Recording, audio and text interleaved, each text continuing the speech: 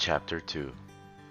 Curiouser and curiouser, cried Alice. She was so much surprised that for a moment she quite forgot how to speak good English. Now, I'm opening out like the largest telescope that ever was. Goodbye, feet! For when she looked down at her feet, they seemed to be almost out of sight. They were getting so far off. Oh, my poor little feet! I wonder who will put on your shoes and stockings for you now, dears. I'm sure I shan't be able. I shall be a great deal too far off to trouble myself about you. You must manage the best way you can, but I must be kind to them, thought Alice, or perhaps they won't walk the way I want to go. Let me see. I'll give them a new pair of boots every Christmas. And she went on planning to herself how she would manage it. They must go by the carrier, she thought, and how funny it'll seem sending presents to one's own feet, and how odd the direction will look. Alice's right foot, heart thug, near the fender with Alice's love. Oh dear, what nonsense I'm talking. Just then her head struck against the roof of the hall. In fact, she was now rather more than 9 feet high, and she at once took up the little golden key and hurried off to the garden door. Poor Alice! It was as much as she could do, lying down on one side, to look through into the garden with one eye. But to get through was more hopeless than ever. She sat down and began to cry again.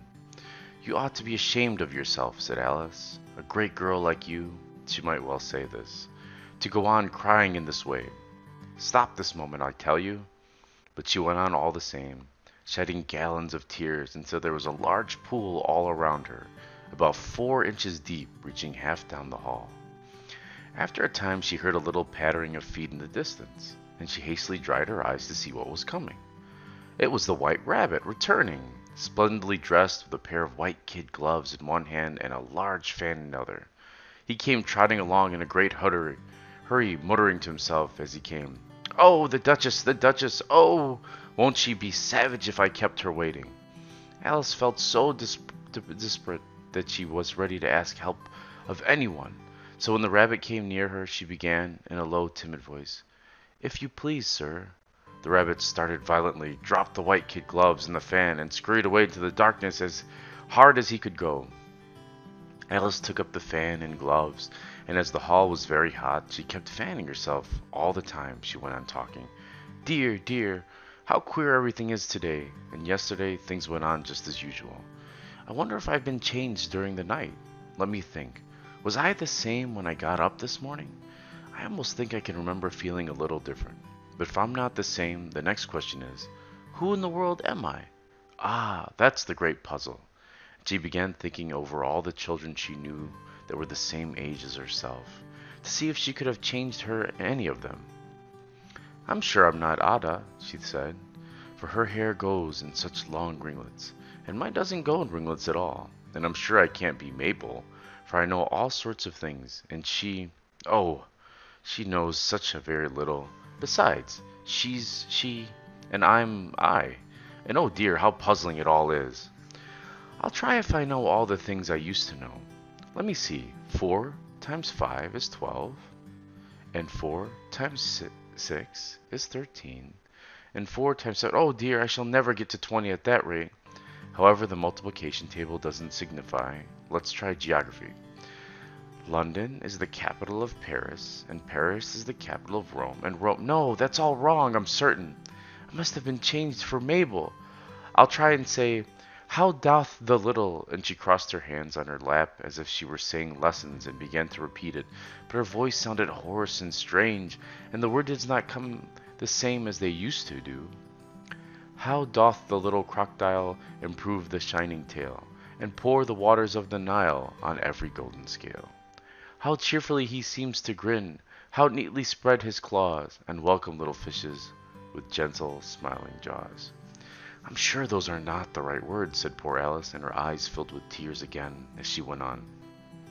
I must be Mabel after all, and I shall have to go and live in the poky little house and have next to no toys to play with, and oh, ever so many lessons to learn. No, I've made up my mind about it, and if I'm Mabel, I'll stay down here. It'll be no use their putting their heads down and saying, Come up again, dear. I shall only look up and say, Who am I then? Tell me that first, and then, if I like being that person, I'll come up. If not, I'll stay down here till I'm somebody else. But oh dear, cried Alice with a sudden burst of tears, I do wish they would put their heads down. I'm so very tired of being all alone here. And she said this, and she looked down at her hands, and she was surprised to see that she had put on one of the rabbit's little gloves. Little white kid gloves. While she was talking. How can I have done that? She thought. I must be growing small again. She got up and went to the table to measure herself by it, and found that as nearly as she could guess, she was now about 2 feet high, and was going on shrinking rapidly. She soon found out that the cause of this was the fan she was holding, and she dropped it hastily just in time to avoid shrinking away altogether. That was a narrow escape, said Alice, a good deal frightened at the sudden change, but very glad to find herself still in existence. And now for the garden. And she ran with all the speed back to the little door, but alas, the little door was shut again, and the little golden key was lying on the glass table as before. And things are worse than ever, thought the poor child, for I never was so small as this before, never, and I declare it to be bad that it is. And she said these words, her foot slipped, and in another moment, splash! She was up to her chin in salt water. Her first idea was that she had somehow fallen into the sea. And in that case I can go back by railway, she said to herself. Alice had been to the seaside once in her life, and had come to the general conclusion that whenever you go to on the English coast, you find a number of bathing machines in the sea, some children digging in the sand with wooden spades, then a row of lodging houses, and behind them a railway station. However, she soon made out that she was in the pool of tears which she had wept when she was 9 feet high. I wish I hadn't cried so much, said Alice, as she swarmed about, trying to find her way out. I shall be punished for it now, I suppose, by being drowned in my own tears. That will be a queer thing, to be sure. However, everything is queer today. Just then she heard something splashing about in the pool a little way off, and she swam near to make out what it was. At first she thought it must be a walrus or hippopotamus, but then she remembered how small she was now, and how soon made out that it was only a mouse that had slipped in like herself.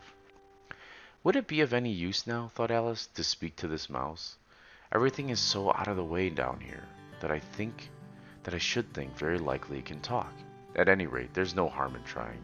So she began, Oh, mouse, do you know the way out of this pool? I'm very tired of swimming about here. Oh, mouse! Alice thought this must be the right way of speaking to a mouse. She had never done such a thing before. But she remembered having seen her brother's Latin grammar, a mouse of a mouse, to a mouse, oh mouse! The mouse looked at her rather inquisitively, and seemed to her to wink with one of his little eyes, but it said nothing. Perhaps it doesn't understand English, thought Alice. I dare say it's a French mouse. Come over with William the Conqueror, for with all her knowledge of history, Alice had no very clear notion how long ago anything had happened. So she began again. As tu maut chatte? Which was the first sentence in her French lesson book. The mouse gave a sudden leap out of the water and seemed to quiver all over with fright. Oh, I beg your pardon, cried Alice hastily. After that she had hurt the poor animal's feelings. I quite forgot you didn't like cats. Not like cats, cried the mouse in a shrill and passionate voice. Would you like cats if you were me? Well, perhaps not, said Alice in a soothing tone. Don't be angry about. And yet I wish I could show you our cat Dinah. I think you'd take fancy to cats if you could only see her. She is such a dear, quiet thing, Alice went on, half to herself, as she swam lazily about in the pool. And she sits purring so nicely by the fire, licking her paws and washing her face. And she is such a nice, soft thing to nurse. And she's such a capital one for catching mice. Oh, I beg your pardon, cried Alice again. For the first time the mouse was bristling all over, and she felt certain it must be really offended. We won't talk about her any more if you'd rather not. We indeed, cried the mouse, who was trembling down to the end of his tail. As if I would talk on such a subject. Our family's always hated cats. Nasty, low, vulgar things. Don't let me hear that name again. I won't indeed, said Alice in a great hurry to change the subject of conversation. Are you fond of dogs? The mouse did not answer, so Alice went on eagerly. There is such a nice little dog near our house. I should like to show you. A little bright-eyed terrier. You know, with such a long, curly brown hair. And I'll fetch things when you throw it in. It'll sit up and beg for its dinner, and all sorts of things. I can't remember half of them, and it belongs to a farmer. You know, and he says it's so useful, it's worth £100. He says it kills all the rat. Oh dear, cried Alice in a sorrowful tone. I'm afraid I've offended again, for the mouse was swimming away from her as hard as it could go, and making quite a combination in the pool as it went. So she called softly after it, Mouse dear, do come back again, and we won't talk about cats or dogs either, if you don't like them. When the mouse heard this, it turned around and swam slowly back to her. Its face was quite pale with passion, Alice thought, and it said in a low, trembling voice, Let us get to the shore, and then I'll tell you my history, and you'll understand why it is I hate cats and dogs. It was high time to go, for the pool was getting quite crowded with the birds and animals that had fallen into it.